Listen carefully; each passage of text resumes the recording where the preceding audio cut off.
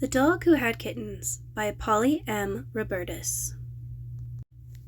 Baxter the Basset Hound was in his backyard enjoying the smells of spring. Suddenly, he heard a fuss. "Eloise!" the boy was shouting. "Everybody, come look at Eloise!" Baxter trotted toward the side of the garage.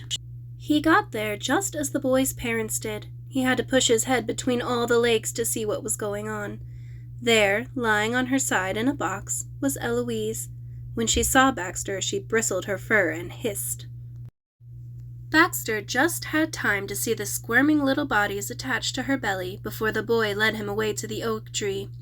"You'd better stay here for a while," said the boy. "We're going to move Eloise into the house with the kittens. She's very nervous." So Baxter was chained to the tree and abandoned. "Kittens," he thought. "Just what I need. More cats around the place. More attention for Eloise. Less attention for me." He lifted his head and howled. Hours went by. No one even looked at him. It was almost dinner time when, to his surprise, Eloise herself came toward him from the house. "Congratulations," he said as sincerely as he could. Eloise was licking a paw. "Marvelous, aren't they?" she purred. "How many?" "7. 3 of them look just like me. Gorgeous." Baxter slumped down in the grass. 7 kittens! This was worse than he'd imagined. "That's nice," he said miserably. "How long am I going to be an outcast, then?" "It wasn't my idea to chain you up. All the same, I'd appreciate it if you'd stay away for a while. You're a dog, and the kittens and I are cats. I know you for a very good fellow, but I must warn you, don't come near my kittens." And she walked off toward the house. Finally, the boy fed Baxter and scratched and hugged him, but the ball didn't come out, and Baxter wasn't invited for a walk. Worst of all, Baxter had to go to bed in the garage. It went on like that for 3 days. Baxter was allowed in the house, but not in the laundry room where the kittens lay in a large box. He could hear their thin cries from time to time.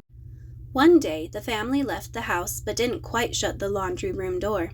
Baxter nosed it open and pushed inside. He could hear the kittens crying. Eloise was nowhere in sight.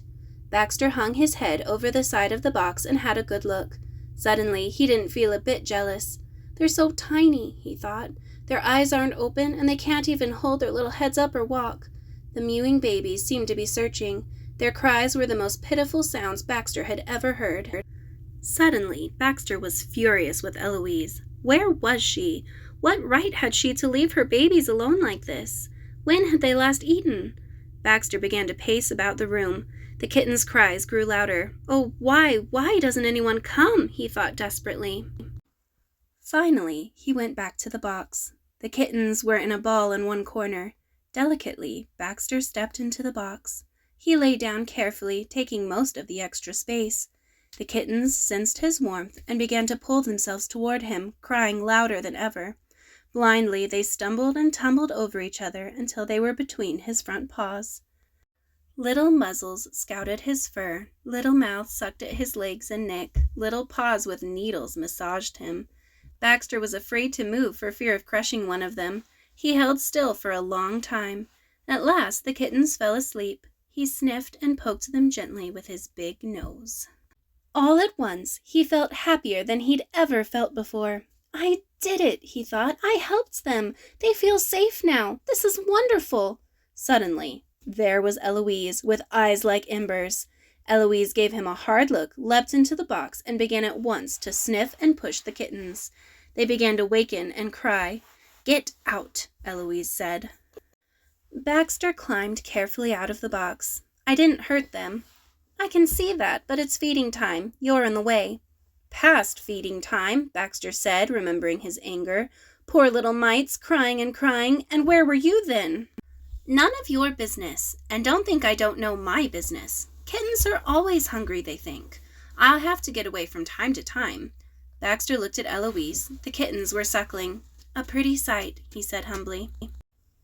Once the family realized that Eloise trusted Baxter around the kittens, everyone relaxed. He could come and go as he liked. To everyone's surprise, he spent most of his time with the kittens.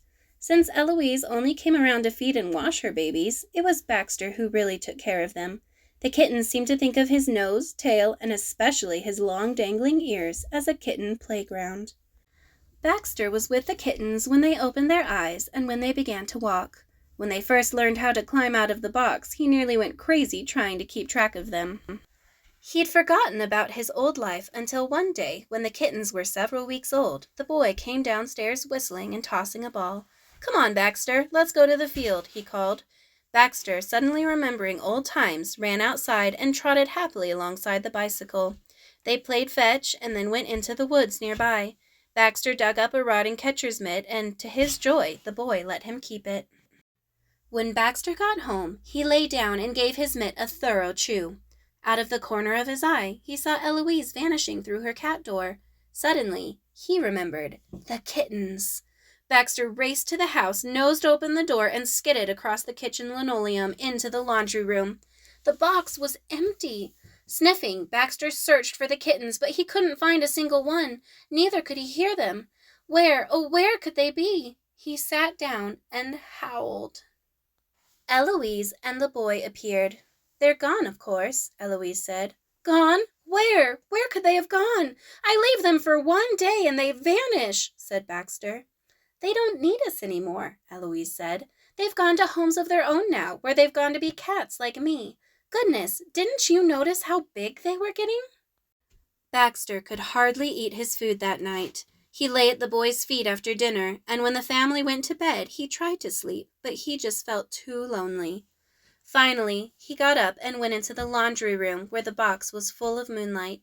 He snuggled up in it, comforted by its kitten smell.